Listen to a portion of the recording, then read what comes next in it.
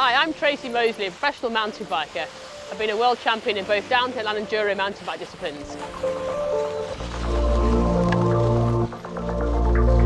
I never expected 30 years after kind of starting out racing mountain bikes to have mountain bikes and cycling as such a massive part of my life in my mid-40s. And I think the way the sport's evolved, the way I've evolved as a person, and the way the bicycle has been part of that journey has been part of why it's been so amazing, I think. I think when I started, I was all about gravity, wanting that thrill, that adrenaline buzz of going downhill as fast as I could. And it was ace. I had many years racing downhill, trying to be the fastest I could be, and that was the real passion for the sport. I didn't really enjoy pedaling uphill. I was a lazy, I would say quite unfit in terms of, endurance-wise. I was just, fast going down. And I think as I got older, you start to enjoy the fact that where the bike could take me. I was going to these downhill races, riding in amazing locations, but only just riding one downhill trail and thinking, there's all these other amazing trails I can see. I want to go off explore, and that kind of adventure side of the cycling became something I wanted to find out more about. And that's ultimately when I finished racing downhill, I went straight to enduro, as that was evolving in the early days. In the 2013 was the first ever world enduro. And that totally kind of ticked that box of adventure, exploration, going to new venues, riding multiple downhills in one day, and I had to get fit for that, so I had to really change the way I trained. I met James, my husband, who was from a cross-country background, so he obviously brought in that side of wanting to do big days out on the bike, so I had to up my game to keep up with him, and that was a huge, useful influence in many ways. And then again, I think the next stage has been becoming a mum, sharing our passion of cycling with my son, being able to take him on the Mac ride to start with, on with my bike, and now seeing him riding his own bike, taking him on adventures, exploring, using the bike as transport, taking him to nursery. The evolution of the e-bike has enabled us to do that easier, even using that to go to the shops, go to the farm shop, to try and use it as a vehicle for transport, and seeing the bicycle as more than just a sport. It is a mode of transport, it's a lifestyle. So I think now the bike's become more than just this kind of racing vehicle. It's now become my mental space, my ability my way of escaping being a mum, working life, and actually just being outside, being with myself. Do a lot of really good thinking when I'm on my bike, just having that space, no one to talk to, just me and my bike.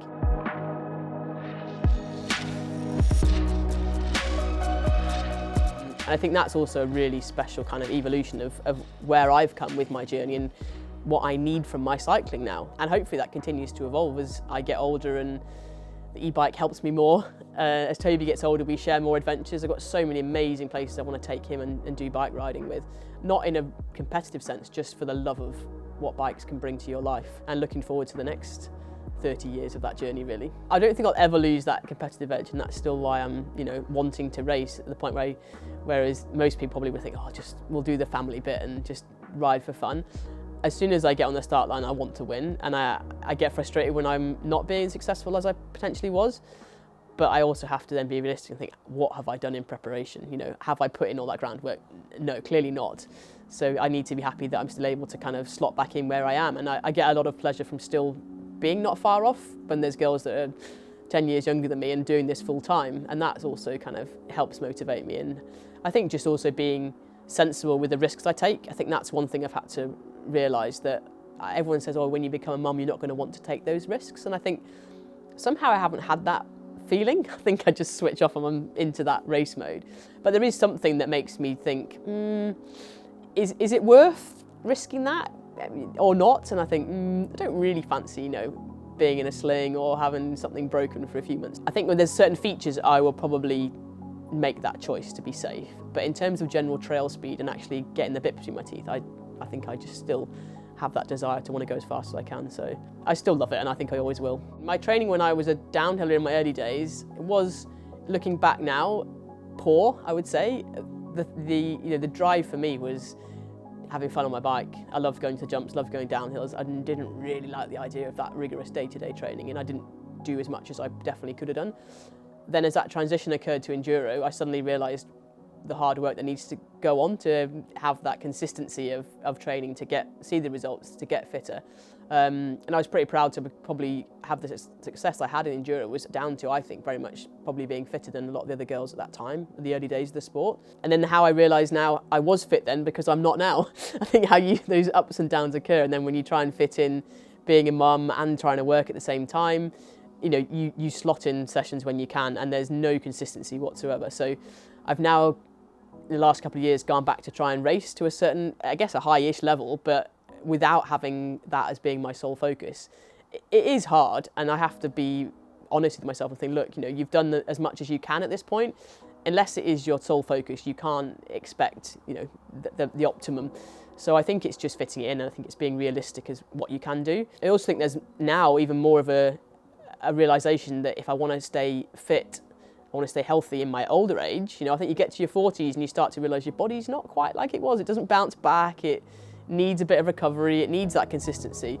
I'm starting to really think, okay, I need to focus in on what I need now, and whether it's more strength training, more yoga, not necessarily just miles on my bike, not necessarily the same things I would have done. I feel like I'm changing, and I'm enjoying different challenges. I'm enjoying training in a different way, enjoying training with other mums, and running a bit more than I ever used to, and just stuff that fits to my life now, that's time efficient, doesn't require loads of cleaning up afterwards, and is a new challenge, and I think it'll keep evolving, and that also keeps it exciting and keeps me motivated. The yoga for me is a massive one, I think, just for that, again, that headspace, that mindfulness, that me time, and also that consistency of making sure I'm stretching and I'm looking after my joints. And there's quite a few injuries that I've had that I feel like you can start to niggle, and if I don't keep that consistency up with the yoga, then I notice it. The strength training is something that I did a little bit when I was doing downhill, but I didn't do very much at all when I was racing Enduro, because I was just concentrating on the endurance. But I think now, as you get older, and certainly for women, I know there's so much benefit from a bit of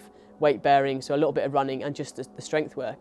It's been nice to kind of see that change, and certainly in my upper body is something that I really want to make sure that I keep strong. Racing the e-bike's also given me another motivation to want to work on that strength, because that's a heavier bike to lumber around, so that's been an important part. And I've enjoyed just that difference of, it's a short amount of time you can do in the gym, gives you good results, rather than hours on the bike, and that fits better again with time. Also just taking the moment that you've got and actually not worrying about, oh, that wasn't what I planned, I haven't done the 3 hours I planned, I've only done an hour and a half.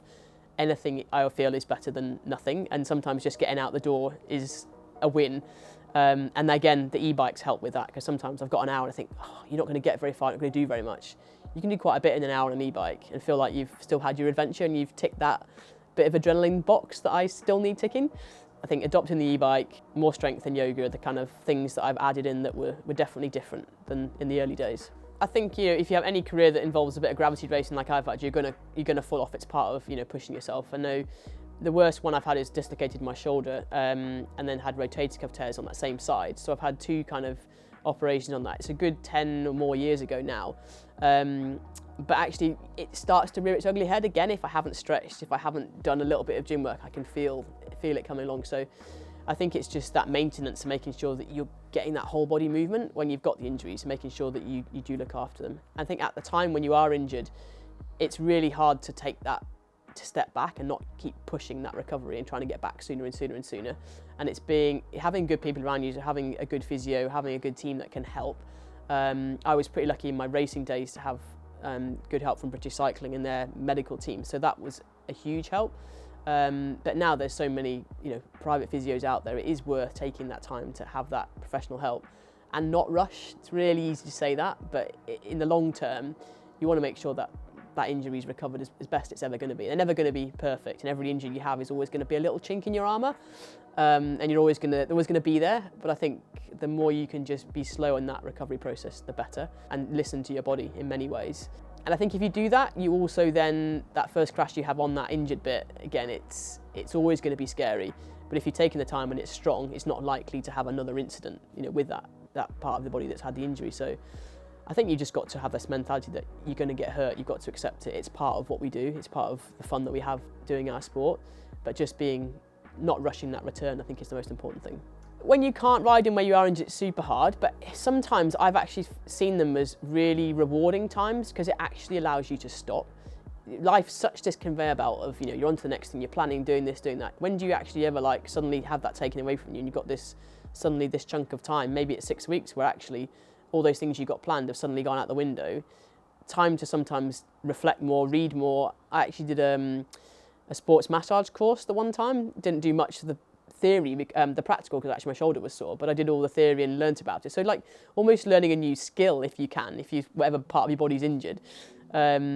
I've always kind of, put my energy into something else and seen it as a positive in a way, if you can, as time that you probably wouldn't have had to have spent time with someone, learned a new skill, done something different. So that's the way I've always looked at it and tried to, use it as a gift rather than as a massive negative. Those first 3 years of World Enduro, I feel that there was a few things. I was probably not technically maybe not riding as fast as everybody on some of the actual technical sections, but I had the fitness, I had things like rolling speed on my bike. I was always taking a bit of a risk with like faster tyres that would roll fast rather than grip better.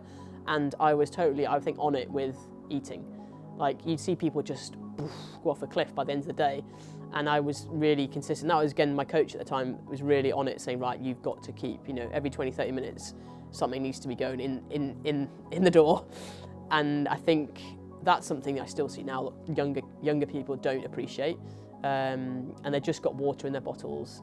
They've just got a Mars bar in their pocket and they're like, you know, 2 hours in, oh, I feel a bit tired. It's like, oof, good luck. You know, that's going to be nasty in another 2 hours. So I think loads of stuff like that has been a bit of age and experience, and I always call it like those marginal gains. All those little things make a huge difference, because I've never probably been the fastest, the fittest, but I've thought about stuff a lot, and I think that's often been the key to being successful.